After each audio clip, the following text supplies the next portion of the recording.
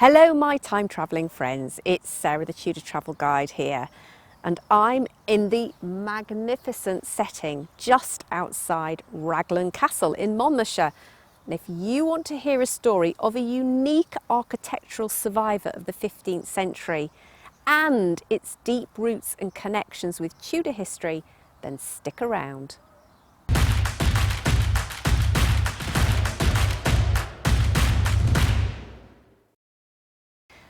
Shortly, we will come to the story of how the founder of the Tudor dynasty spent time here at this castle during his very formative years.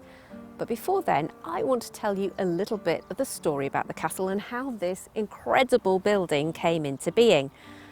Well, there had been a castle on this spot through the medieval period.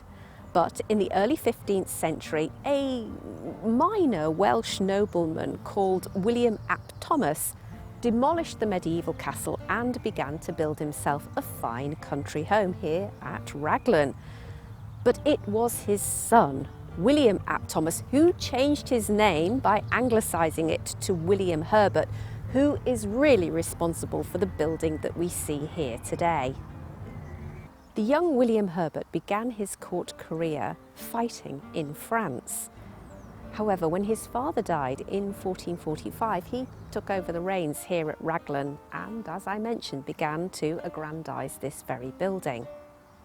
Now, our young William Herbert lived through a very turbulent time in England, which was of course known as the Wars of the Roses. This was the ongoing struggles between the houses of Lancaster and York for preeminence and indeed for the crown.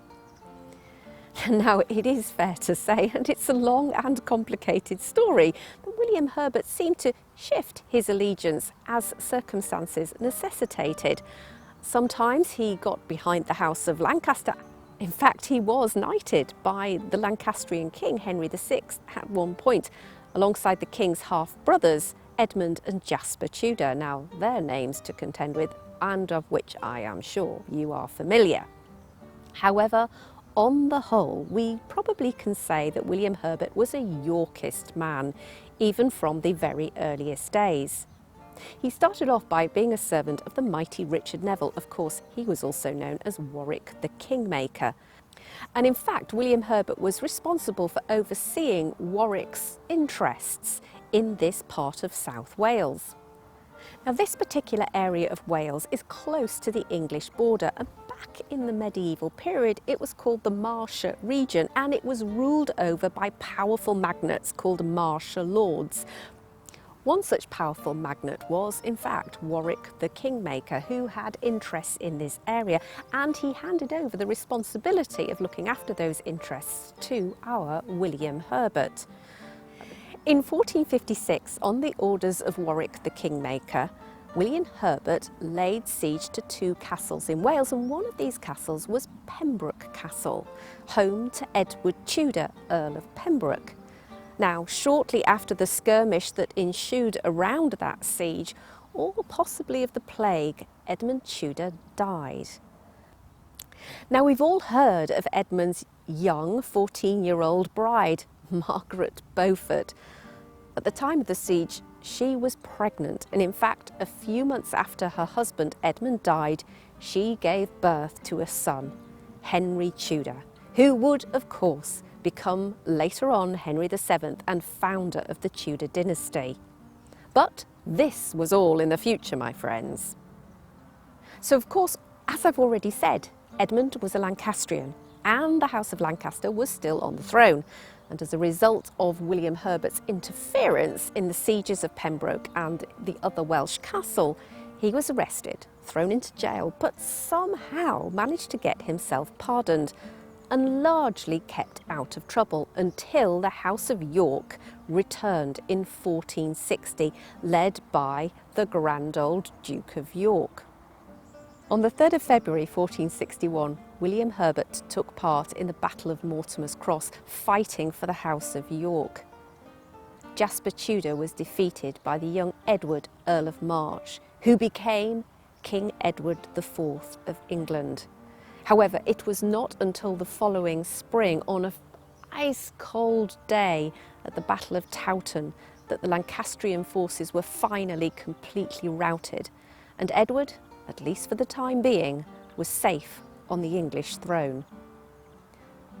During both those battles, William Herbert was at the new king's side, and of course, King Edward IV was grateful to his noblemen, and as a result, William received lands and wealth probably beyond his wildest imaginings. And it was this land, it was this wealth, it was this status that allowed him to build this glorious castle here at Raglan. However, this is not the end of the story, because effectively William Herbert ruled Wales on King Edward's behalf. He was responsible for keeping law and order in the country. And it was not too long after Edward came to the throne that William Herbert again set about quashing any kind of Lancastrian rebellion which had lingered on in the northern parts, such as Northumberland and in fact here in Wales. Once again, William Herbert laid siege to Pembroke Castle. This time Jasper Tudor fled abroad, leaving a young 4-year-old Henry Tudor behind. And it was at this point that Henry Tudor was finally brought here to Raglan. And Henry didn't just spend a few months here at Raglan. He was actually in residence here for around 7 years, brought up as an honoured guest and in fact a ward of William Herbert, William having paid King Edward IV a huge sum of money for his wardship. Therefore, we can think of the young Henry Tudor growing up here alongside William Herbert's own children, including his sons, another William and Walter. Meanwhile, my friends, the winds of change were blowing. Warwick the Kingmaker, who had been central in assisting King Edward IV to the throne, was falling out with the king, largely on account of his marriage to Elizabeth Woodville.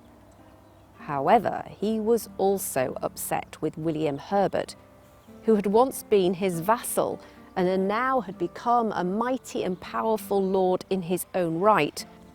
Warwick thought that he was nothing more than an upstart who needed to be put in his place, and the two fell out. This all came to a head in 1469, when Warwick secretly planned an uprising against the king.